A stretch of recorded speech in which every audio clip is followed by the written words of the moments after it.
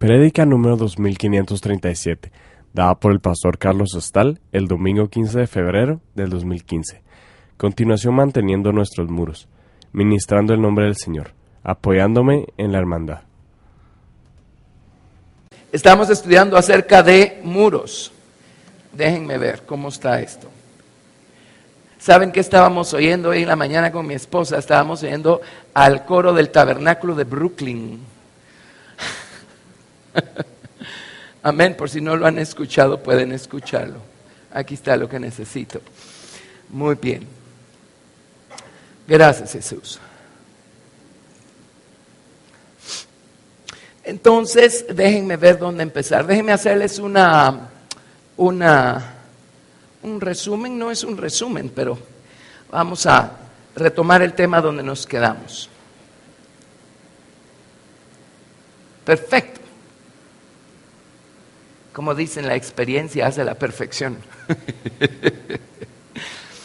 Y hemos estudiado que en el principio Dios, aquí está la tierra, digámoslo así, y dentro de lo que era la tierra, pues toda la tierra estaba unida en un solo lugar y el agua estaba unida en otro lugar. Y en un lugar que se llamaba Edén, al oriente, el Señor plantó un huerto.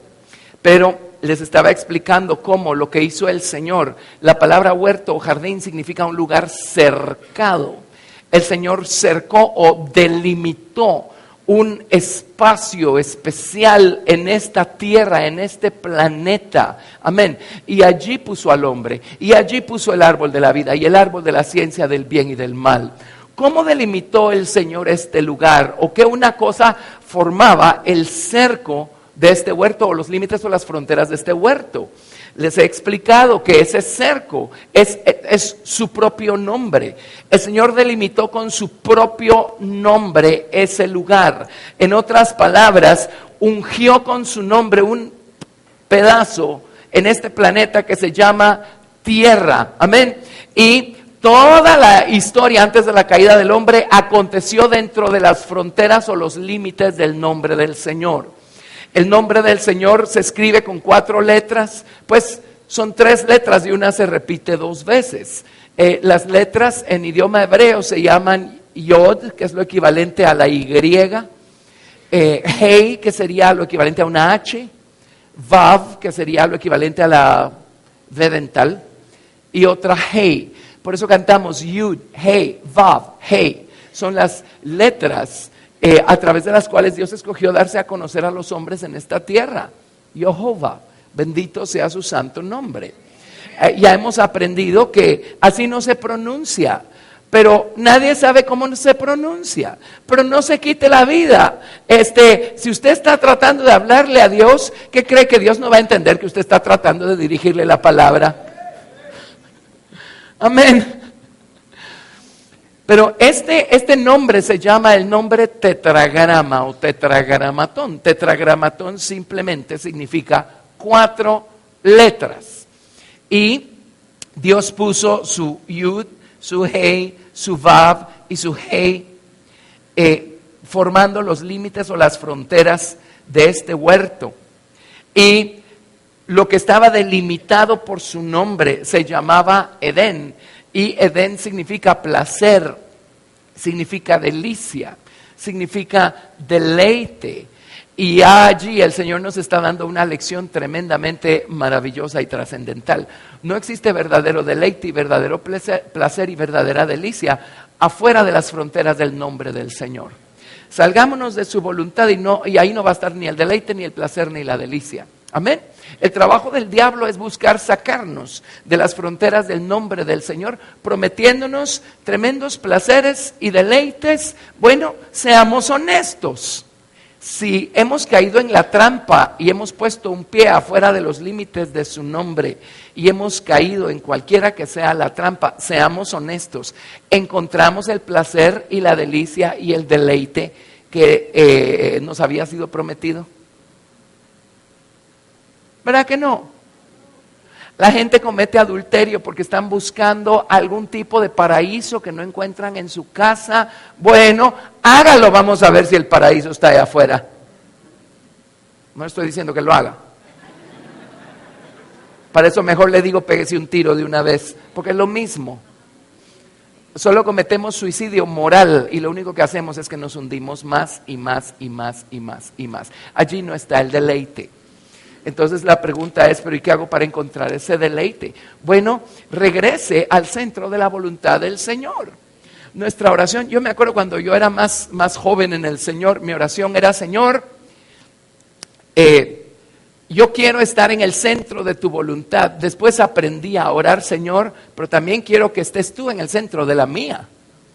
Así es que Dios en el centro de la mía y yo en el centro de la suya, ahí es donde encuentro el verdadero deleite, el verdadero placer, la verdadera delicia.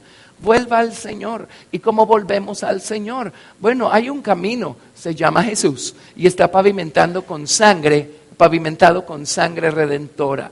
Todo el perdón que necesitamos está allí para todo aquel que quiere. Solo humillémonos y vamos a encontrarnos adentro del huerto otra vez. ¿Sí?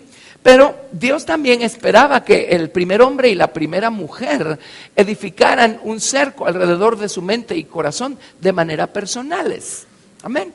Y de tal manera que ellos estuvieran cercados por fuera, cercados por dentro. El hecho es que un capítulo después encontramos acá en el libro del Génesis a la serpiente. Número 1, no encontró ningún obstáculo o ningún cerco alrededor del huerto y la encontramos hablando con la mujer, estando la serpiente adentro del huerto. Y número 2, no encontró ningún obstáculo o ningún cerco en la mente de la mujer y logró colarle sus ideas así facilito y rapidito.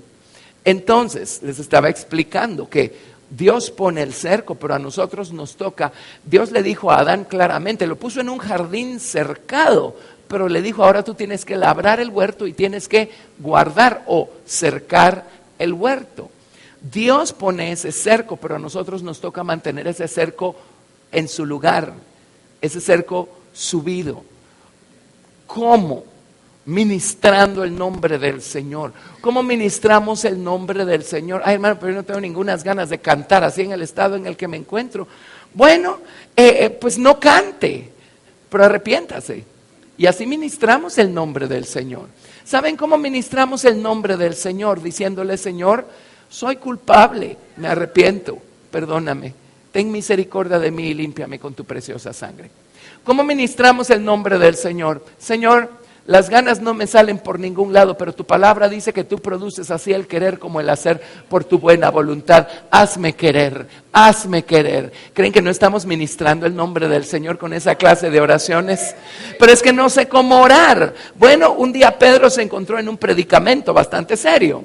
El Señor Jesucristo llegó a ellos cuando estaban en la barca andando sobre las aguas. Y Pedro, yo no sé si se apresuró a abrir la boca, quién sabe, pero el hecho es que le dijo, Señor, si de veras eres tú, manda que yo camine sobre las aguas también. Ven. Y Pedro empezó a caminar sobre las aguas, pero conocemos la historia, ¿verdad? De repente quitó los ojos de Jesús y empezó a fijarse en las olitas que estaban mojándole los pies y empezó a hundirse. ¿Sí? ¿Alguna vez ha sentido usted que se hunde?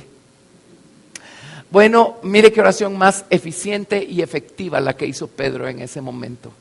¿Qué dijo? Jesús, sálvame. O sea, ¿qué más necesitaba decir, pues?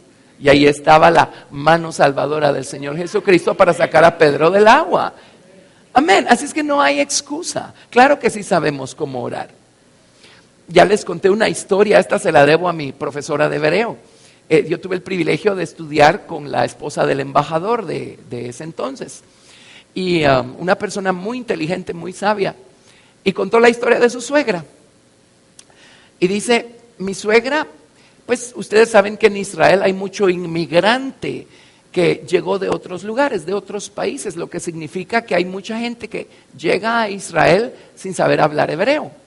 Y su suegra era uno de estos casos, no sabía hablar hebreo, pero iba a la sinagoga todos los sábados. Y un día mi profesora le preguntó a su suegra, le dice, a ver, pero mire, yo veo que usted está ahí, y la gente con sus rezos y todo aquello, y ahí está usted con ellos, pero ¿cómo le hace si usted no sabe leer hebreo? ¿Cómo hace para leer o para escribir o para comunicarse cuando está ahí en la sinagoga? le dijo, porque pues por regla general los rezos los leen, ¿verdad? Así es que si ya no podía leer, pues cómo le podía rezar al Señor. Entonces dice, la suegra le responde y le dice, pues mire, cuando yo llego a la sinagoga, me siento ahí con todos y mientras ellos leen lo que están tratando de decirle al Señor, yo empiezo. En español sería A, B, C, D, E, F, G, H, I, etcétera. Y cuando termino, le digo, Señor, ahí te van todas las letras, tú arréglalas como quieras. Así es que eso de que no sabe orar, no se haga.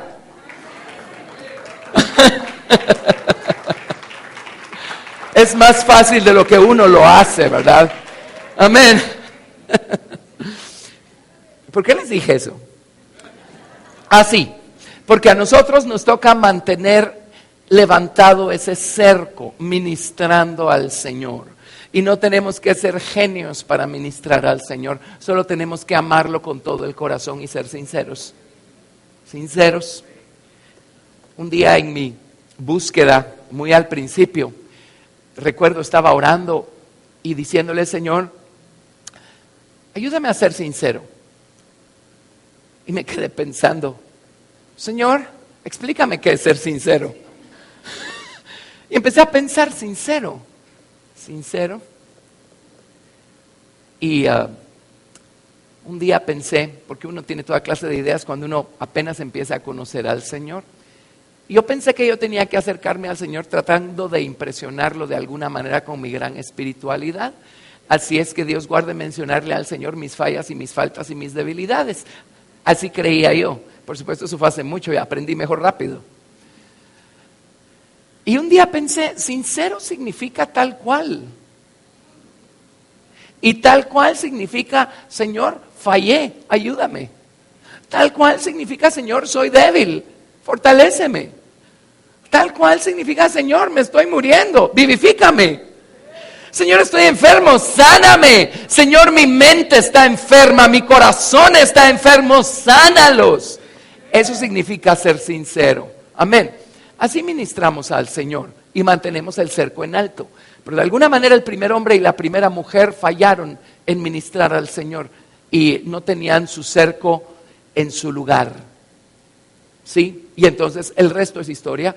Y creo que es Eclesiastés el que dice, el que aportillare vallado, lo morderá la serpiente.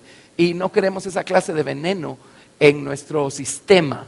Amén, porque lo que va a ocurrir es que a una cosa le va a añadir otra y otra, el veneno va a empezar a trabajar en diferentes capacidades y al rato vamos a estar razonando con los pies, no con la cabeza. Amén. Bueno, de allí partió la lección esta acerca del cerco. Sigamos trabajando con esto del cerco. Y veamos ahora otro cuadro, veamos a la nación de Israel. Gracias, Pedro. Veamos a la nación de Israel acá. Porque resulta ser que siglos después vino el Señor y los condujo hasta los montes de Jerusalén y conquistaron la ciudad de Jerusalén, y la ciudad de Jerusalén era una ciudad amurallada. Entonces vamos a dibujar acá de una manera muy simple una ciudad amurallada. Todo el mundo sabe que esto es una ciudad amurallada. Ahí está la muralla. Y adentro está la ciudad. Bueno, una muralla tiene puertas, ¿verdad? Ahí está. Así es que Israel vivía, los israelitas en Jerusalén, Judá vivía en una ciudad amurallada. Y por supuesto que los hombres ponen su confianza en los muros naturales. Pero lo que realmente cuidaba o guardaba a los judíos que vivían en Jerusalén era el nombre del Señor que estaba alrededor de la ciudad. Yud, Hei, Vav y Hei. El Señor es el que nos guarda. No importa qué clase de murallas naturales tengamos y qué clase de confianza estamos poniendo nosotros en nuestras murallas naturales. Si Jehová no, como dice, si Jehová no edifica, esa es la palabra que se me estaba escapando, la ciudad. En vano trabajan los edificadores. Y si Jehová no, espérenme, lo estamos haciendo mal, hagámoslo bien. Si Jehová no guardare la ciudad, ahora sí, estoy en el Salmo 127. Si Jehová no guardare la ciudad, en vano vela la guardia. Si Jehová no guardare la ciudad, en vano vela la guardia. Así es que lo que estaba guardando la ciudad de Jerusalén era el Señor, su nombre, su maravilloso nombre. Los guardias estaban de paso y los muros estaban de paso. Y hay un proverbio, se los mencioné la semana pasada, que dice, las riquezas del rico son su ciudad amurallada. En otras palabras, podemos tener nuestra confianza en muchos recursos físicos, naturales. Qué bueno y bendito sea el Señor por eso. Pero si el Señor no está guardándonos, nuestros recursos naturales no nos van a servir de gran cosa. Resulta ser que Dios permitió que el pueblo de Israel llegara hasta los montes de Jerusalén, conquistaran la ciudad de Jerusalén, se asentaran allí, fortificaran sus muros. La ciudad tenía una muralla doble, le llaman muro y antemuro. Así es que en lo natural se supone que estaban bien resguardaditos adentro. Y en medio de todo aquello, pues por supuesto se encontraba el templo, ¿verdad? El lugar donde Dios residía en la dispensación del Antiguo Testamento. Así es que la ciudad se supone que estaba segura, pero llegó un momento en donde el pueblo de Israel empezó a darle la espalda al Señor. En la dispensación del Antiguo Testamento no había tal cosa como Cristo adentro del corazón y adentro de la mente para transformarlos desde adentro. Pero si ellos hubieran ido al Señor con suficiente fe, cada vez que ofrecían sus ofrendas, muy bien, con los ojos abiertos hubieran podido decirle, Señor, un día el Mesías va a dar su vida por nosotros de alguna manera y va a derramar sangre perfecta. Así es que, Señor, esta solo es sangre física, son ofrendas literales. Pero, Señor, yo confío en la sangre del futuro Mesías que un día va a morir por mí, para que esa sangre me limpie, me cambie. Mientras no me cambies por dentro, voy a seguir actuando igual por fuera. Amén. Ellos no hicieron eso. Así es que su naturaleza no estaba siendo regenerada, transformada, convertida. Llegaron a los montes de Jerusalén y empezaron a tener toda clase de contactos con las naciones vecinas y empezaron a actuar como actuaban los vecinos y a adorar a los dioses de las naciones vecinas y a hacer todo lo que los vecinos hicieron. Así es que empezaron a olvidarse de Dios. El pueblo de Israel tuvo el tremendo privilegio que es a ellos a quienes Dios eligió para dar a conocerse a los hombres como Jehová, para dar a conocer sus principios morales a través de su palabra y desde nuestra perspectiva para darnos al Mesías. Amén.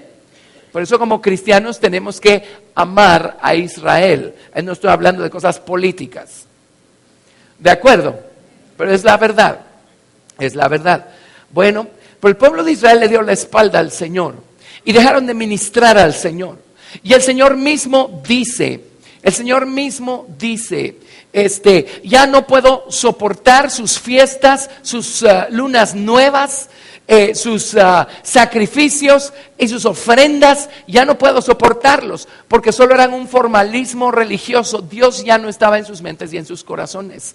Al dejar ellos de ministrar al Señor con su desobediencia y todas estas ofensas que cometieron en contra del Señor, ¿qué hizo el Señor con el cerco de su nombre? Si no ministramos al Señor, ¿qué importa de qué ancho sean nuestras paredes? Si el Señor no está allí, si el Señor no guarda la ciudad, en vano vela la guardia. Así es que ellos dejaron de ministrar al Señor y el Señor simplemente, pues ellos no se ocuparon de que el cerco de su nombre prevaleciera y el Señor simplemente quitó el cerco de su nombre alrededor de la ciudad de Jerusalén. Entonces, en Isaías capítulo 5 leemos lo siguiente. Isaías 5, verso 1. Y este es el Señor hablando a través del profeta. Dice, Isaías capítulo 5, verso 1. Isaías 5:1.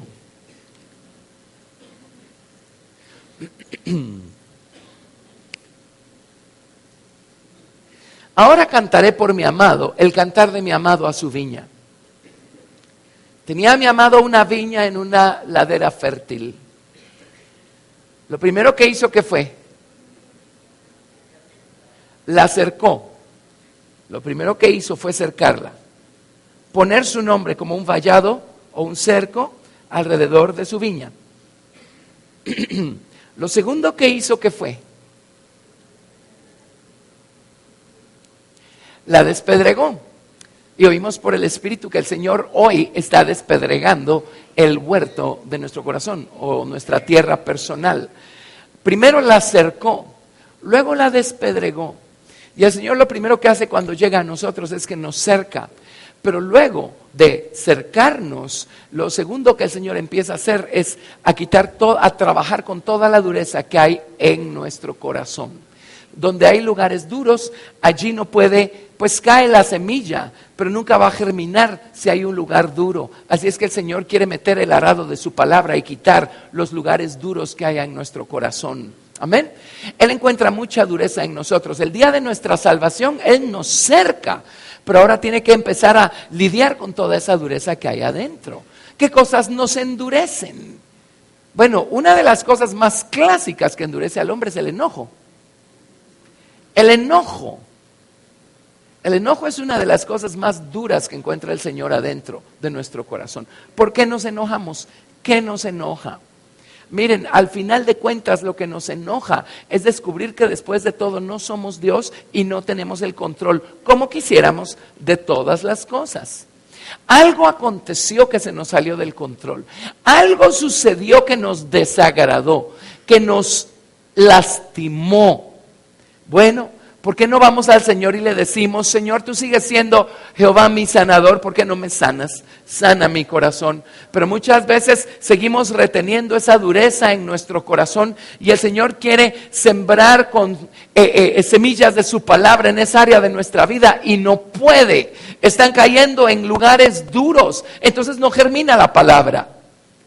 El Señor está para despedregar la tierra de nuestro corazón, porque Él quiere convertirnos en un huerto. Pero hay espacios que no van a florecer, como les digo, si el Señor no lidia primero con nuestra dureza.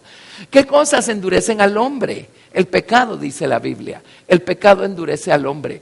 En otras palabras, estamos tan habituados a ser de cierta manera o a actuar de cierta manera que al final de cuentas terminamos justificando lo que estamos haciendo. Allí endurecimos ese rincón de nuestro corazón. Pero el Señor tiene un martillo, no tengan pena. Y Él es fiel en empezar a martillar donde nosotros estamos endurecidos. Solo permitámoselo. Pero la cosa es, no sigamos endurecidos. No sigamos endureciéndonos aún más. Vamos al Señor con sinceridad, confesémosle nuestra situación y digámosle, Señor, ayúdame, yo no me puedo librar de esto, pero tú si puedes, haz algo, ayúdame, sáname, limpia mi tierra, quita la dureza que hay en mi corazón.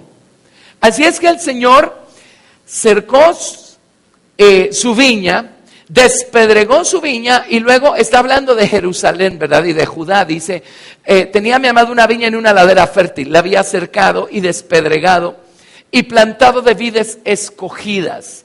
Y está hablando de la casa de Judá, a la que le tocó por suerte morar en Jerusalén. La plantó de vides escogidas. Y si ustedes están escuchando este mensaje el día de hoy es porque ustedes son vides escogidas. Si no, no estarían aquí y no estarían oyendo estas cosas. Amén. Ahora eso no depende de nosotros. No fue Judá el que ganó puntos delante de Dios y por eso Dios los llama vides escogidas. No, todo esto obedece al plan maestro que Dios trazó desde las eternidades. Y que usted y yo estemos aquí significa que en el rollo del libro estaba escrito que ustedes y yo íbamos a estar aquí. Amén. Gracias a Dios. ¿Qué más hizo el Señor? Dice, después de plantar las vides escogidas, dice, había edificado en medio de ella una torre. Proverbios 18:10 dice, torre fuerte es el nombre de Jehová. A él correrá el justo y será levantado. Así es que el Señor puso su nombre como un cerco alrededor de la ciudad y además puso la torre de su nombre adentro de la ciudad, porque allí estaban el templo, el santuario, y ese era el lugar de habitación de Dios en medio de esa ciudad. El nombre del Señor estaba afuera, el nombre del Señor estaba dentro. Amén. Y dice, edificado en medio de ella una torre y hecho también en ella un lagar. Allá adentro había un lagar. Ahora, ¿qué es un lagar? Es el lugar donde machacan las uvas y obtienen vino. ¿Qué es un lagar entonces? Espiritualmente hablando. Alguien lo dijo por aquí. Es una fábrica de gozo. Una fábrica de gozo. Bueno, si no le gusta que le machuquen las uvas, no va a ser tan alegre. Pero el producto siempre es vino. Gozo. Amén. Por eso dice, dad gracias a Dios en todo, porque esta es la voluntad de Dios para con vosotros en Cristo Jesús. Y dice, todas las cosas ayudan a bien a los que aman a Dios. Es una fábrica de gozo. Adentro del cerco de su nombre hay una fábrica de gozo. En otras palabras, no importa si el mundo entero se está desmoronando a nuestro alrededor, el gozo, este gozo que yo tengo en mi alma, el mundo no me lo puede dar, no proviene de allá afuera, nada allá afuera puede darle al hombre el verdadero gozo. Cuando Cristo llega a nuestra vida, Él se constituye en un cerco a nuestro alrededor y Él pone la torre de su nombre dentro de nosotros, y con Cristo por fuera y con Cristo por dentro tenemos una fábrica de gozo. Amén. Estamos siempre gozosos.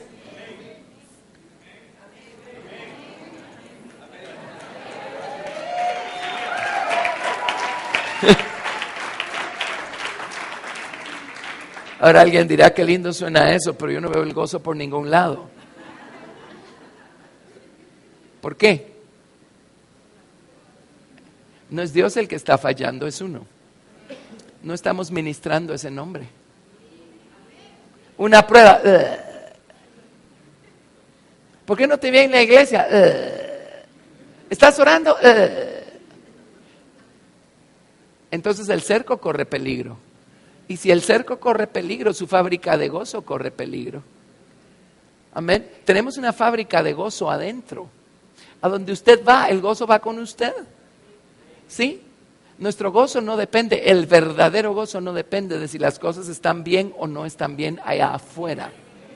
Por eso los cristianos somos bichos raros. Siempre estamos gozosos. Amén. O debiéramos, si estamos ministrando el nombre del Señor. Y debieran leer el libro de los mártires de John Fox. Amén. Para entender cómo funcionó esta fábrica de gozo en los primeros mártires. Y allí leemos acerca de personas que estaban siendo torturadas. Amén. En la hoguera, por ejemplo. Y cantaron hasta que las llamas ahogaron su canto. Amén. Y cosas así. Esos primeros mártires van a dar testimonio en contra nuestra cuando estemos delante del tribunal de Cristo.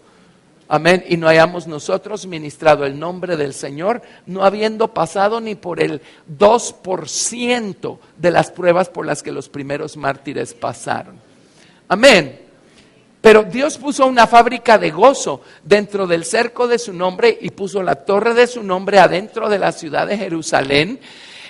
O sea, ¿qué más necesitaban los habitantes de la ciudad de Jerusalén? ¿Qué más necesitamos nosotros como creyentes? Sigamos adelante, leamos otra vez, verso 2. La había cercado y despedregado y plantado de vides escogidas. Había edificado en medio de ella una torre y hecho también en ella un lagar. Y esperaba que diese uvas. Y dio uvas silvestres. La palabra silvestres en hebreo, venenosas, apestosas. Eso significa la palabra. Y eso se refiere a nuestras actitudes, ¿verdad? Las que tenemos muchas veces. La pregunta es, ¿qué pasó? Ahora pues, vecinos de Jerusalén y varones de Judá, juzgad ahora entre mí y mi viña. ¿qué más se podía hacer a mi viña que yo no haya hecho en ella? ¿Cómo esperando yo que diese uvas? Ha dado uvas silvestres. Os mostraré pues ahora lo que haré yo a mi viña. Le quitaré su vallado. O sea, ¿no ministraron el nombre del Señor? ¿Qué va a pasar con su nombre alrededor de la ciudad? Le quitaré, aquí lo estoy borrando, le quitaré su vallado. Y será consumida. Aportillaré su cerca y será hollada. En otras palabras, se van a colar toda clase de cosas. Toda clase de cosas. Hasta destruirla. Hasta destruirla. Haré que quede desierta. No será podada ni cavada. Y crecerán el cardo y los espinos. Y aún a las nubes mandaré que no derramen lluvia sobre ella. Ciertamente la viña de Jehová de los ejércitos es la casa de Israel. Y los hombres de Judá, planta deliciosa suya. Esperaba juicio. Y aquí vileza. Justicia. Y aquí clamor. El Señor hizo todo lo demás. Lo único que esperaba era el fruto correcto. No ministraron al Señor porque, pues, al final el fruto correcto se deriva de eso. Quitó su cerco y la ciudad de Jerusalén fue destruida. Literalmente fue destruida por los caldeos, como en el año 400 tantos antes de Cristo. Amén. Sigamos un poquito trazando la historia de Israel y eso nos va a servir a nosotros para ubicar algunas cosas. Vamos a regresar, déjenme ver, a Isaías más adelante, pero vámonos a Jeremías. Vámonos al profeta Jeremías. Isaías profetizó bastante antes de que sucediera, pero a Jeremías le tocó profetizar exactamente en el periodo en el que los caldeos empezaron a incursionar en Israel y a llevar israelitas cautivos a Caldea o a Babilonia, que después se convirtió en Persia, ¿verdad? Jeremías profetizó exactamente en esos días, cuando fue la última deportación a Babilonia y se llevaron a los últimos que tenían que llevarse y los caldeos destruyeron la ciudad. Jeremías 5, verso 1. Jeremías 5, 1. Jeremías capítulo 5, verso 1. Recorred las calles de Jerusalén y mirad ahora e informaos. Buscad en sus plazas a ver si halláis hombres, si hay alguno que haga justicia, que busque verdad, y yo la perdonaré. Esto es tremendo. En otras palabras, con uno que esté manteniendo el cerco en alto, el cerco va a estar allí. Con uno. Amén. Pero en esos días no había nadie. Bueno, Jeremías sí lo hacía, pero su posición era otra porque él era el profeta.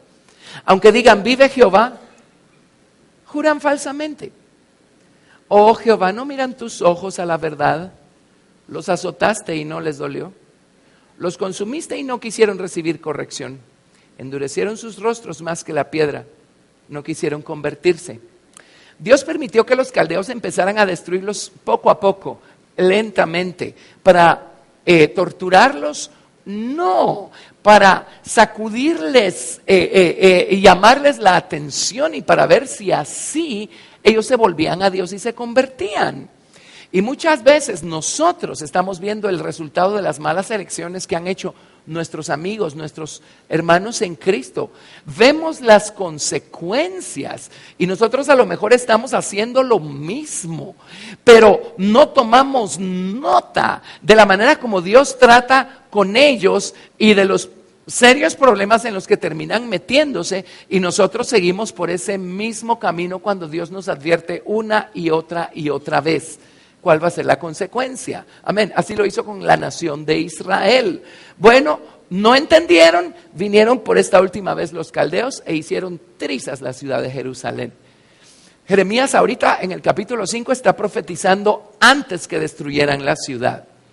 Verso 4, pero yo dije, ciertamente estos son pobres, han enloquecido, pues no conocen el camino de Jehová, el juicio de su Dios. Iré a los grandes y les hablaré, porque ellos conocen el camino de Jehová, el juicio de su Dios. Pero ellos también quebraron el yugo, rompieron las coyundas. Dijo Jeremías, probé con los más jóvenes sabiendo que los más jóvenes no tienen tanta trayectoria y no puedo esperar que conozcan a Dios tanto como los más adultos. Se supone que los más adultos van a tener un conocimiento más completo del Señor. Así es que con los jóvenes no logré yo mucho, pero me fui con los adultos y descubrí que los adultos habían echado de sí el yugo también y se habían completamente divorciado del Señor y tampoco querían saber nada del Señor. Más adelante dice, con uno que hubiera hecho justicia, Dios hubiera perdonado la ciudad. Amén. Por tanto, el león de la selva los matará. Los destruirá el lobo del desierto. El leopardo acechará sus ciudades. Cualquiera que de ellas saliere será arrebatado, porque sus rebeliones se han multiplicado, se han aumentado sus deslealtades. Bueno, a ver, el león, el lobo y el leopardo. Y no estaba hablando necesariamente de animales literales, porque pues leemos nuestra Biblia y nunca vemos que fueron atacados por esos animales. Aunque una ciudad sin muros está expuesta a que todo se le meta. Pero el Señor no solo estaba hablando de las fieras en lo natural, estaba hablando de espíritus. El león, el lobo y el leopardo. A ver, el león es esa cosa de yo mando y a mí nadie me dice lo que tengo que hacer. Y cuando nosotros no hemos ministrado el nombre del Señor, y los muros están caídos, una de las primeras cosas que se posesiona de nosotros es esa actitud de a mí nadie me dice lo que tengo que hacer, a mí nadie me dice que está mal lo que estoy haciendo, a mí nadie me dice que tengo que corregir y que no. Ese es el león. Pero detrás del león viene el lobo. Eso es en muchas culturas y en muchas épocas que el lobo representa lo mismo, sexo. Y empezamos a darle rienda suelta a las pasiones de la carne, porque ya no hay nada que nos frene, ya no hay un cerco, ya no hay un muro. El león, el lobo, y luego el leopardo. El leopardo, ¿se acuerdan? Ese lo hemos estudiado el libro de Daniel. Ambición, codicia. Y dedicamos la vida a acumular, a tener más, tener más, tener más, con Dios completamente afuera del cuadro y nos convertimos en esclavos de esta codicia o de esta ambición.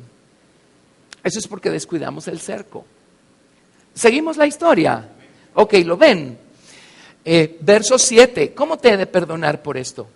Sus hijos me dejaron y juraron por lo que no es Dios. Los sacié y adulteraron. Y en casa de rameras se juntaron en compañías. Como caballos bien alimentados, cada cual relinchaba tras la mujer de su prójimo. No había de castigar esto, dijo Jehová. De una nación como esta no se había de vengar mi alma. Y los castigos de Dios siempre han sido más pesados para su propio pueblo, porque al que más se le da, más se le demanda. Así es que nunca comparemos el trato de Dios para con nosotros con el trato de Dios para con alguien que no le conoce. Nosotros somos más responsables que alguien que no le conoce. Verso 10, ¿verdad? Escalad sus muros y destruid, pero no del todo. Quitad las almenas de sus muros, porque no son de Jehová. Porque resueltamente se rebelaron contra mí, la casa de Israel y la casa de Judá, dice Jehová. Negaron a Jehová y dijeron, Él no es, y no vendrá mal sobre nosotros, ni veremos espada ni hambre. Antes los profetas serán como viento, porque no hay en ellos palabras. Así se hará para ellos. Y cuando insistimos en caminar de esta manera, nosotros nos convertimos en nuestros propios profetas y decimos, no, Dios me ama, Dios sabe que no es nada malo lo que estoy haciendo. Ajá, por supuesto, ¿verdad? Bueno,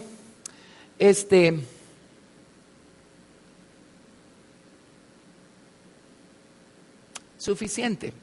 Podría leerles todo el capítulo, pero brinquémonos ahora al capítulo 52 de Jeremías. ¿Qué ocurrió? Ellos no dieron el fruto que Dios esperaba. Ellos no ministraron al Señor siéndole obedientes y leales. Todo lo contrario. Entonces, el cerco del nombre del Señor fue quitado. Fue quitado. cuando el cerco del nombre del Señor no está alrededor de una ciudad, ¿de qué le sirven sus muros? De nada. En Jeremías 52 tenemos nosotros el fin de la historia. Era Sedequías de edad de 21 años cuando comenzó a reinar y reinó 11 años en Jerusalén.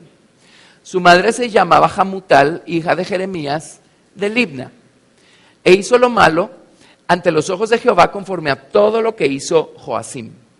Y a causa de la ira de Jehová contra Jerusalén y Judá, llegó a echarlos de su presencia, y se rebeló Sedequías contra el rey de Babilonia.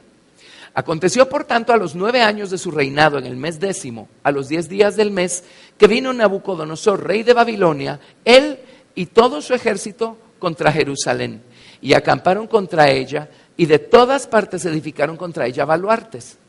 Y estuvo sitiada la ciudad hasta el 11º año de Sedequías. Estos sitios lo que hacían era que cortaban la posibilidad de aprovisionarse. Entonces, adentro de la ciudad la gente no podía salir, no podía entrar nada, se quedaban sin agua, se quedaban sin pan, se quedaban sin comida. Esto lo hacían para ejercer presión, esperando que la ciudad se rindiera, pero la ciudad de Jerusalén ni así se rindió. Entonces vinieron y la atacaron y la destruyeron. Y estuvo sitiada la ciudad hasta el 11º año del rey Sedequías. En el mes 4, a los 9 días del mes, prevaleció el hambre en la ciudad hasta no haber pan para el pueblo. Y fue abierta una brecha en el muro de la ciudad y todos los hombres de guerra huyeron y salieron de la ciudad de noche por el camino de la puerta entre los 2 muros que había cerca del jardín del rey. Y se fueron por el camino del Arabá, estando aún los caldeos junto a la ciudad alrededor. Ahora miren qué cosa. Los primeros en salir huyendo eran las personas de quienes se esperaba que defendieran la ciudad. Ahora, si los guerreros estaban débiles, ¿qué podemos esperar del resto del pueblo? ¿Cómo llegó Jerusalén a encontrarse en un estado tan deplorable? Pero la culpa la tuvieron ellos. Dios les dio los tesoros más grandes que le pueden ser dada a una nación. Amén. El conocimiento de su nombre, de su palabra. Pero ellos echaron todo esto tras sus espaldas, le fueron infieles al Señor. Entonces el Señor simplemente quitó su cerco, quitó su muro. Bueno, sigamos leyendo acá. Versículo que nos toca. Vamos a ver, el aire me movió mi... 8, ok, gracias. Y el ejército de los caldeos siguió al rey y alcanzaron a Sedequías en los llanos de Jericó y lo abandonó todo su ejército. Entonces prendieron al rey y le hicieron venir al rey de Babilonia a Ribla en tierra de Hamat, donde pronunció sentencia contra él. Llegó Nabucodonosor en persona y degolló el rey de Babilonia a los hijos de Sedequías delante de sus ojos, y también degolló en Ribla a todos los príncipes de Judá. No obstante, el rey de Babilonia solo le sacó los ojos a Sedequías y le ató con grillos y lo hizo llevar a Babilonia y lo puso en la cárcel hasta el día en que murió. La última imagen que Sedequías tuvo fue la de ver a sus hijos siendo degollados. Y era el rey de Judá, el lugar que Dios había escogido, el rey de Judá en Jerusalén, el lugar que Dios había escogido para hacer habitar en él su nombre. Y en el mes 5, a los 10 días del mes, que era el año 19 del reinado de Nabucodonosor, rey de Babilonia, vino a Jerusalén Nabuzaradán, capitán de la guardia, que solía estar delante del rey de Babilonia, y quemó la casa de Jehová y la casa del rey y todas las casas de Jerusalén, y destruyó con fuego todo edificio grande. Y todo el ejército de los caldeos que venía con el capitán de la guardia destruyó todos los muros en derredor de Jerusalén. E hizo transportar Nabuzaradán, capitán de la guardia, a los pobres del pueblo y a toda la otra gente del pueblo que había quedado en la ciudad, a los desertores que se habían pasado al rey de Babilonia y a todo el resto de la multitud del pueblo. Mas de los pobres del país dejó Nabuzaradán, capitán de la guardia, para viñadores y labradores. Y los caldeos quebraron las columnas de bronce que estaban en la casa de Jehová, y las basas, y el mar de bronce que estaba en la casa de Jehová, y llevaron todo el bronce a Babilonia. En esta ocasión se llevaron el bronce de las 2 columnas, de todos los utensilios y del mar de bronce, pero en las incursiones anteriores ya se habían llevado los utensilios de oro. O sea, despojaron el templo y se llevaron todo eso a Babilonia. Ahora, esta es una figura tremenda para nosotros. Dios prefirió confiar el cuidado de sus utensilios a los babilonios, que eran paganos, que a los judíos. Y permitió que todo el santuario se lo llevaran para Babilonia. Amén. Entonces, ¿cómo pudieron terminar en un estado tan deplorable? Bueno, pero las profecías siguieron y ustedes saben que Dios es misericordioso. Dios determinó que esto fuera así por un espacio de 70 años. La razón de los 70 años es porque ellos nunca le dieron reposo a la tierra, un reposo que Dios les mandó a darle a la tierra cada 7 años. Entonces Dios los sacó de la tierra para que la tierra pudiera gozar del reposo del que nunca gozó, y al final del año 70, entonces Dios despertó en el ínterin, los medopersas habían conquistado a los babilonios, a los caldeos, y entonces Dios permitió que un rey persa diera la orden de que los israelitas regresaran a Jerusalén y empezaran a reconstruir su templo y su ciudad. Amén. Bueno, así es que estas historias tienen que ver con algo que aconteció literal en ese momento histórico, pero toda la escritura sigue siendo inspirada por Dios y útil para nosotros, ¿sí? Si nosotros no estamos ministrando el nombre del Señor y estamos descuidando nuestra lealtad al Señor y nuestra obediencia al Señor y a su palabra, esos cercos van a estar débiles. Y si los cercos están débiles, se nos cuelan los leones, los lobos y los leopardos. Y terminamos en un estado deplorable. Sigamos adelante. En tiempos de Nehemías, esto ya solo se los narro yo. En tiempos de Nehemías, bueno, Dios despertó a Ciro, el gobernador, el rey de Persia, y Dios los mandó a reconstruir la ciudad. Antes ya había llegado un equipo de gente a reconstruir el templo, pero ahora Dios mandó a Nehemías a reconstruir los muros de la ciudad. Y cuando Nehemías llegó a la ciudad de Jerusalén, si nos vamos por favor al libro de Nehemías, vamos a ver una cosa tremenda. Vámonos por favor al libro de Nehemías. Y necesitamos repasar la historia para entender bien los principios. Gracias, Jesús. Muy bien. Ya le están subiendo la temperatura al aire acondicionado porque a todos estamos...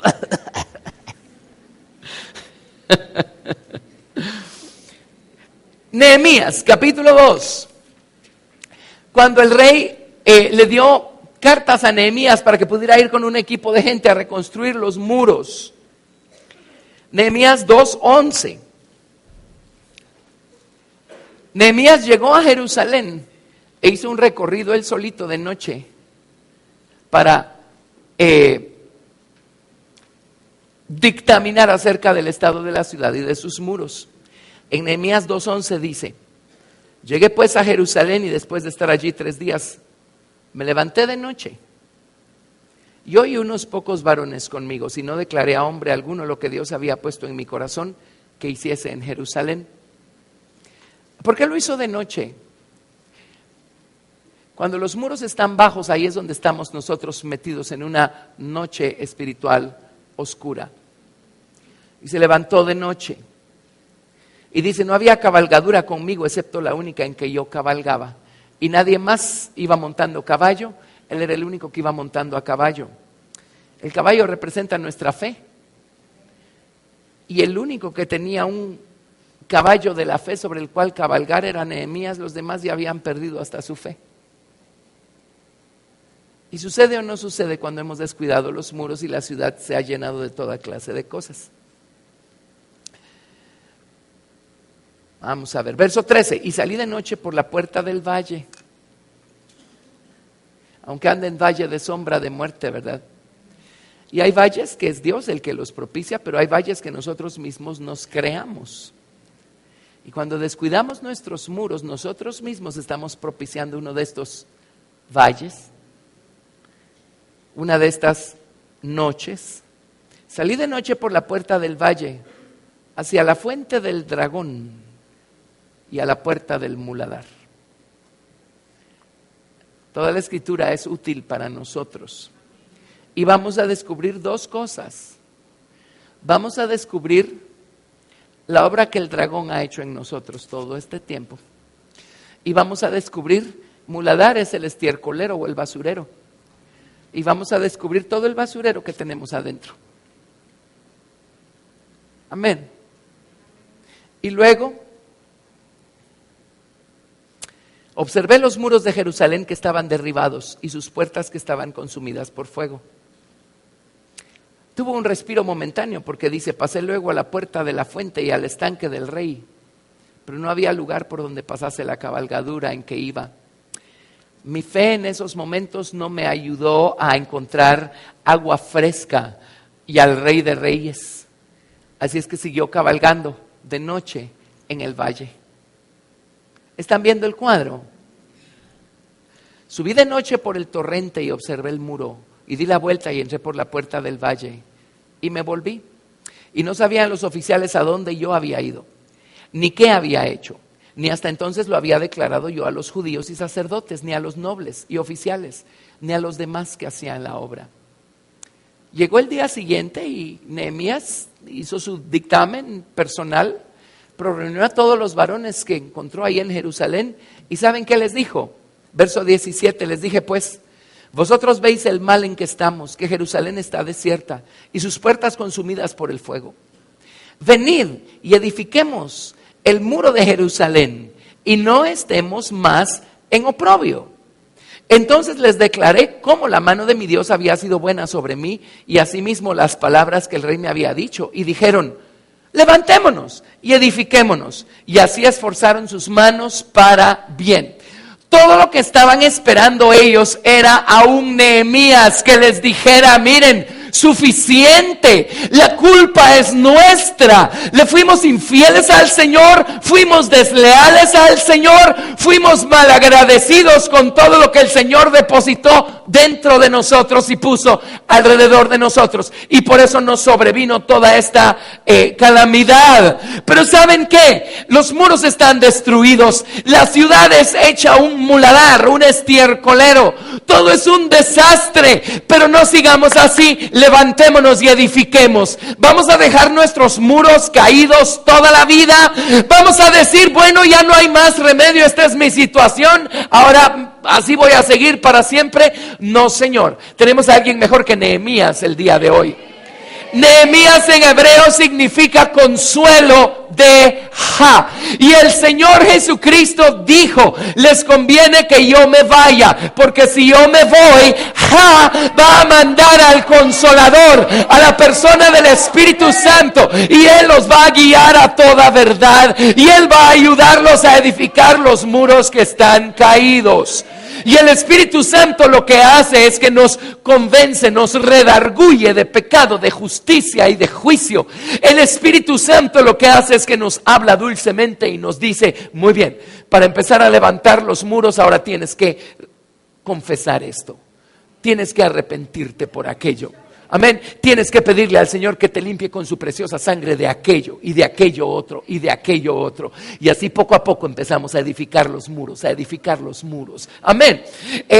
¿Cuántos versículos hay de esto que acabamos de leer al capítulo 3? 2 o 3 versículos. Es todo lo que les tomó organizarse y empezar a edificar los muros. Amén.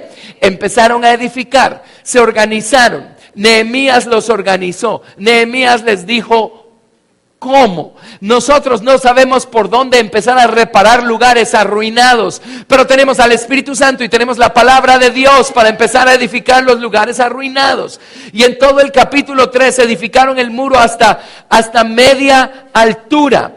Pero en el capítulo 4 empezamos a descubrir que los vecinos se pusieron enojados cuando vieron que los israelitas estaban haciendo progreso en la edificación de sus muros. No es un estudio del libro de Nehemías lo que estamos haciendo ahorita, ya lo hemos estudiado exhaustivamente día miércoles. Todo eso está grabado.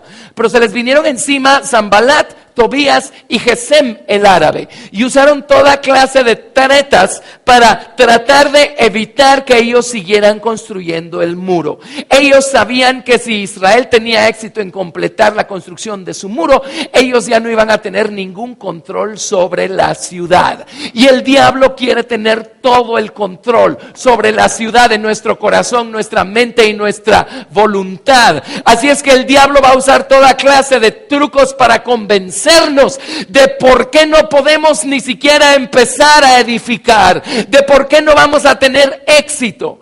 ¿Alguna vez han estado caídos sus muros y usted se ha tragado ese cuento de esto sí de plano ya no tiene remedio, así es que mejor ni siquiera hago el intento de empezar a remediar la situación? Ese es el diablo. Él sabe que si levantamos otra vez esos muros, él va a perder el control. Ya no nos va a controlar él, ya no nos van a controlar las pasiones de la carne. Así es que ellos empezaron a edificar, y estos enemigos primero empezaron a burlarse de ellos, luego empezaron a correr la bola y un rumor de que todas las naciones vecinas iban a venir e iban a hacerles la guerra. Amén. Esa es la historia que leemos acá en el capítulo 4. Entonces, cuando empezaron ellos a correr el rumor de que todos los vecinos iban a levantarse en armas e iban a venir a pelear en contra de los edificadores del muro, vino Nehemías, y en el capítulo 4, en el verso 10 tenemos un nuevo problema. Además de los rumores de guerra, además de la burla y el escarnio de estos tres enemigos, la gente empezó a debilitarse, la gente empezó a desanimarse. Ahora hay un muro que levantar, hay un muro que construir. Y todos hemos experimentado la debilidad y el desánimo cuando estamos tratando de parar nuestros muros otra vez. ¿Saben qué hizo Nehemías? Dijo, este es el momento para que la hermandad entre en acción. Y muchas veces nosotros solitos estamos tratando de edificar, de restaurar, de componer algo. Llega un punto en donde solos no podemos. Las voces del diablo son demasiado fuertes, diciéndonos que no se puede, es ridículo, no vamos a lograr nada. Bueno, vino Nehemías, y cuando escuchó todos esos rumores, dice el capítulo 4 que a todos los puso por familias o por tribus. Los agrupó por familias y les dijo, tenemos una meta, tenemos muros que edificar. Porque al edificar los muros, el templo ya lo tenían edificado, lo edificaron antes de hacer los muros. Al edificar los muros ya tenemos un templo, y cuando le redediquemos el templo al Señor, Él es tan misericordioso que su gloria va a llenar el templo otra vez. La torre de su nombre va a estar en medio de la ciudad otra vez. Y si edificamos los muros físicos y la torre del nombre del Señor se asienta otra vez en la ciudad, el cerco del nombre del Señor va a estar otra vez alrededor de la ciudad. Así es que apurémonos, edifiquemos esos muros, porque queremos ver su gloria otra vez dentro de nosotros y alrededor de nosotros, para dar buen fruto y ser lo que Dios nos llamó a ser. Así es que los puso por familias y los puso a edificar, y dice la Biblia que con una mano edificaban el muro y con la otra empuñaban sus espadas. Amén. Llega un punto en donde si estamos edificando este muro a nuestro alrededor, necesitamos la espada en una mano. O sea, el diablo detesta la idea de ver cristianos ministrando el nombre del Señor Jesucristo para tener un cerco a su alrededor. Así es que tenemos que concentrarnos en edificar y en guerrear, Por eso aquí nos ven enseñando la palabra de Dios y nos ven guerreando cada minuto que podamos guerrear. Edificamos y guerreamos, amén. Pero solos no hubieran podido construir esos muros. Así es que Nehemías entendía el poder de la hermandad y los hermanó a todos, y por familias los puso a seguir con la construcción del muro hasta que completaron la construcción del muro. Amén. Entonces, si usted está peleando algún tipo de batalla, sus muros están caídos, su corazón y su mente están llenos de basura, apóyese en la hermandad. No tiene que contarle a todo el mundo lo que le está pasando, pero usted agárrese de la mano de alguien aquí, de la mano de alguien acá. Agarre su espada y diga, todo lo puedo en Cristo que me fortalece. amor de Dios no está condicionado a nosotros. Él dijo: con amor eterno te he amado, por lo tanto te prolongué mi misericordia. Amén, amén. Tome las armas, edifique el muro. ¿Cómo empezamos a edificar el muro? Mira lo que los demás estamos haciendo aquí, alabando y bendiciendo a Dios. Empiece a hacerlo. Ministre el nombre del Señor. Pídale perdón al Señor por sus malas elecciones. Amén. Agarre la espada de la palabra y edifique su muro. Gracias, Jesús. Muy bien. Entonces ahora, oigan esto. Vámonos ahora a Isaías 26. Isaías capítulo 26, del 1 al 4. Isaías 26 del 1 al 4. Y todos estos profetas, sus profecías trascendieron. Claro que profetizaron acerca de la destrucción de Jerusalén por mano de los caldeos. De hecho, entre paréntesis, porque a lo mejor hoy estamos expuestos a toda clase de información. A lo mejor han oído enseñanzas en donde ya no queda ninguna profecía por cumplirse, ya todas están cumplidas. No sé si han escuchado eso. Yo no solo he oído enseñanzas, he estado en seminarios donde hablan de eso. Y la razón es esta.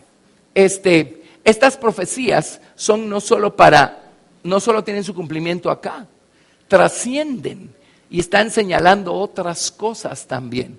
Hay muchas profecías en la Biblia que se refieren a la destrucción de Jerusalén por mano de los caldeos. Hay otras que se refieren a la destrucción de Jerusalén por mano de los romanos en el año 70. Pero déjenme decirles, esta tierra va a ser destruida. Amén, todavía falta. Y todo aquello solo son probaditas de lo que Dios va a hacer a nivel global dentro de no mucho tiempo. Amén. Así es que estas profecías trascienden.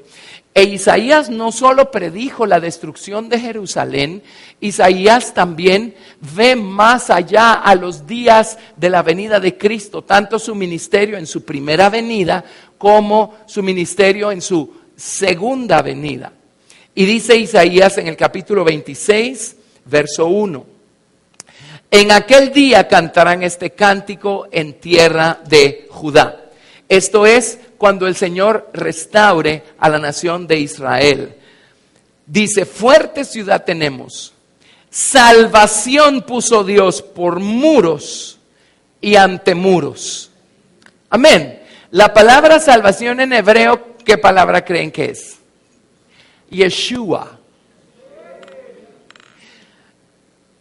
En otras palabras, Dios puso a Jesús por muro y ante muro.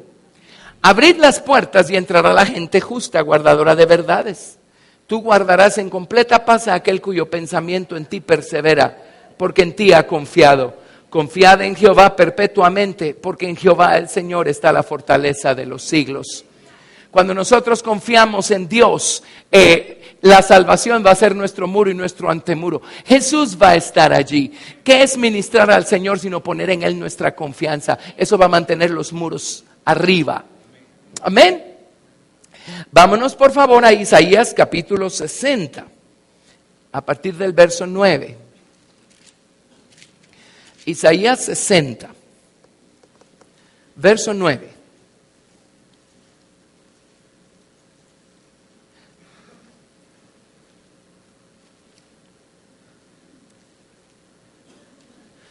Y estas profecías no eran solo de que Israel iba a poder construir sus muros físicos.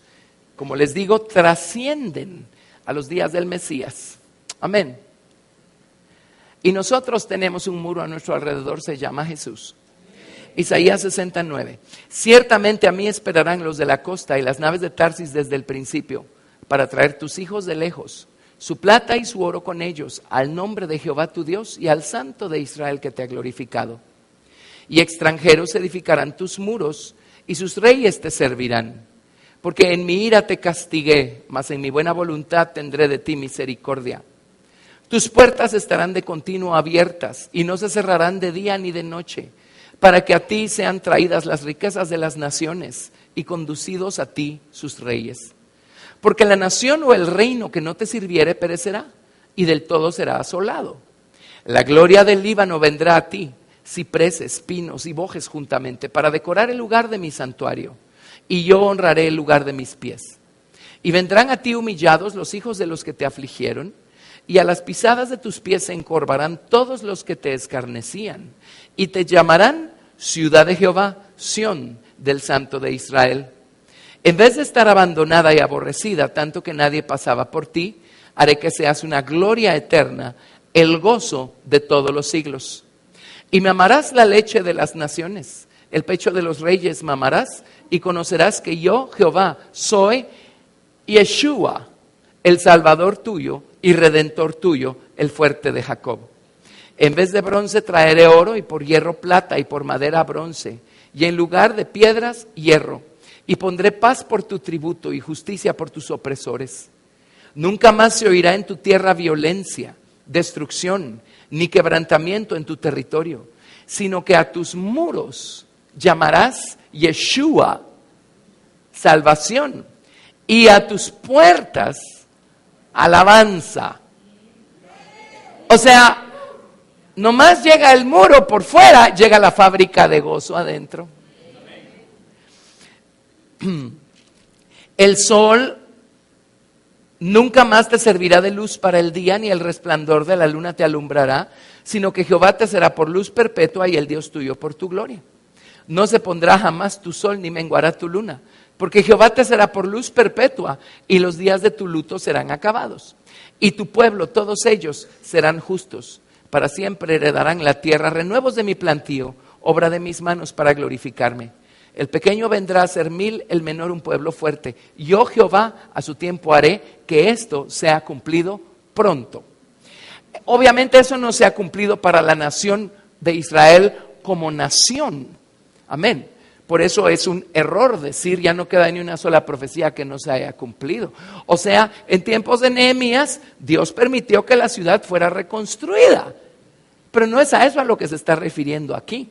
Luego, siglos después, aparece la persona del Señor Jesucristo, queriendo Él convertirse en el muro y en el antemuro del pueblo de Israel. ¿Pero qué hizo el pueblo de Israel con el Señor Jesucristo? Lo mandaron a la cruz. Entonces, ¿qué ocurrió con sus murallas en el año 70? Vino Tito, el emperador de Roma, con sus ejércitos y arrasaron otra vez con las murallas, con la ciudad y con el templo. El pueblo de Israel seguía teniendo muros físicos, pero no tenía los muros del nombre del Señor a su alrededor, porque esta vez vino Jehová a revelarse al pueblo de Israel como Jehová Salvador, Jesús, Yehoshua, y ellos no quisieron. Amén. Entonces, si no hay un muro espiritual, el muro físico no va a servir de nada. Pero vino el Señor Jesucristo y dijo, bueno, pues yo los voy a tener que mover a celos con un pueblo que no es pueblo. Y entonces un día Él vino llamando a la puerta de su corazón y a la puerta de mi corazón. Y dijimos, Yeshua, tú eres el Salvador y yo necesito salvación. Ese día vino el Señor y se puso como un cerco de salvación alrededor de nosotros. El Señor empezó a despedregar la tierra de nuestro corazón, trabajando desde adentro. El Señor puso la torre de su nombre dentro de nosotros y puso adentro de nosotros una fábrica de gozo. Amén. Ahora, todavía tenemos que ser responsables en mantener ese cerco en alto. ¿Sí? Porque si no, ya ven lo que pasa. O sea, si eso no se aplicara a nosotros, no nos sirve de nada tener en nuestras manos un libro de historia, pues. Por eso están todas esas historias en la Biblia, para que tomemos nota. Y ahora vayámonos, si son tan amables, a Zacarías, capítulo 2 del 1 al 5. Zacarías 2 del 1 al 5. No, ¿saben qué? No. Me iba a brincar Isaías 56 y lo pensé mejor, disculpen, dispensen, vámonos a Isaías 56. Isaías 56. Porque viene el profeta y dice, les voy a decir quiénes van a morar adentro de la ciudad, adentro de esos muros. Y viene y dice, así dijo Jehová, guardad derecho y haced justicia, porque cercana está mi salvación para venir y mi justicia para manifestarse. cuando llega Jesús a nuestro corazón, Él sigue esperando que demos buen fruto.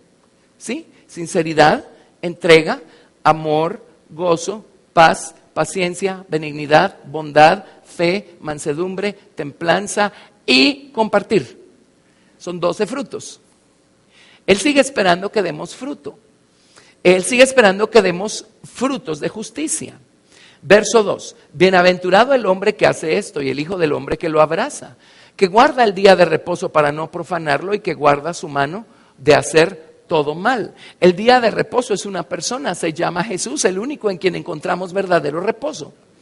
Y el extranjero que sigue a Jehová no hable diciendo: no, pues yo de plano no encajo en este cuadro, a mí el Señor no me ha llamado, de plano eso es para alguien más, pero no es para mí.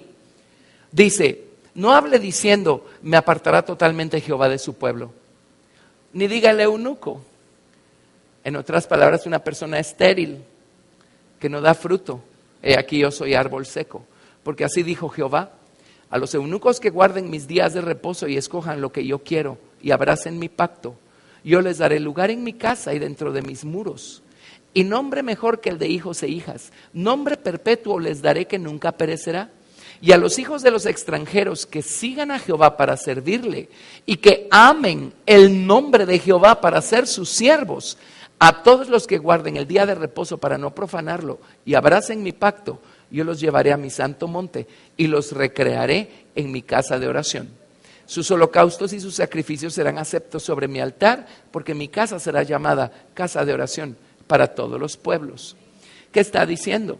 Está diciendo, miren, en la antigüedad estos beneficios eran solo para la nación de Israel, pero hoy cualquier extranjero, cualquier eunuco, cualquier persona, amén, que abrace mi pacto, el día que le dijimos Jesús, sálvanos, ese día abrazamos su pacto. La Biblia habla de la sangre del pacto eterno. Cuando llega la sangre, somos incluidos en el pacto. Entonces viene Jesús y se convierte en un cerco a nuestro alrededor. Y viene Jesús y se convierte en una torre dentro de nosotros. ¿Lo ven? Esto es para todo aquel que quiere. Pero una vez más, no olvidemos que a nosotros nos toca mantener fortificado el muro. No es automático. Ya soy salvo. Entonces puedo vivir tira la lira, como decía mi abuelito. No es eso. Estamos debilitando los muros si vivimos como queremos, si no estamos haciendo justicia, si no estamos dando frutos, si no estamos ministrando al Señor, siéndole obedientes, leales y agradecidos. No estamos ministrando al Señor. El muro se puede debilitar y se nos van a colar al corazón los lobos, los leones y los leopardos. Y nos vamos a llenar de espinos y de cardos. Y no queremos eso. Amén. Bueno, entonces ahora sí, Zacarías, capítulo 2, del 1 al 5. Zacarías, capítulo 2, del 1 al 5. Zacarías 2, del 1 al 5. Espero estar haciendo sentido con todo esto que les estoy explicando acá. Zacarías 2, del 1 al 5. Zacarías profetizó en tiempos de Esdras y de Nehemías. Zacarías fue llevado cautivo junto con el resto de los israelitas.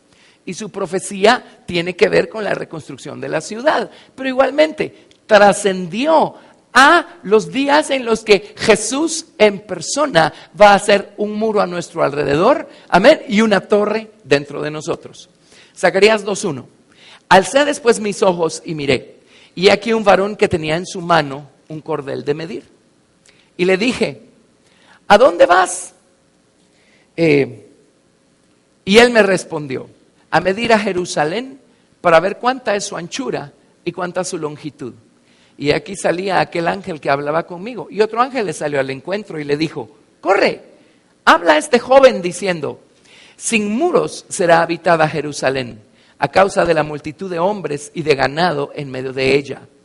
Yo seré para ella, dice Jehová, muro de fuego en derredor, y para gloria estaré en medio de ella. Nosotros no necesitamos murallas físicas como la ciudad antigua de Jerusalén. porque el Señor es un muro de fuego a nuestro alrededor y su gloria, Kabod, o la torre de su nombre, está dentro de nosotros. Amén. Ahora, si Dios no estimó como inocente a la ciudad de Jerusalén bajo el antiguo pacto, cuando descuidaron su servicio al Señor y lo menospreciaron a Él, eso sí de plano no ha cambiado. Amén. Nosotros tampoco vamos a salir inocentes si descuidamos esta salvación tan grande con la que Dios nos ha alcanzado. Y eso lo dice su Nuevo Testamento.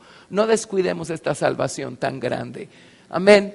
Jesús es nuestro muro. Su gloria o su nombre es una torre dentro de nosotros. Eso es una fábrica de gozo. Amén. Pero si empezamos con nuestras ingratitudes y nuestras cosas,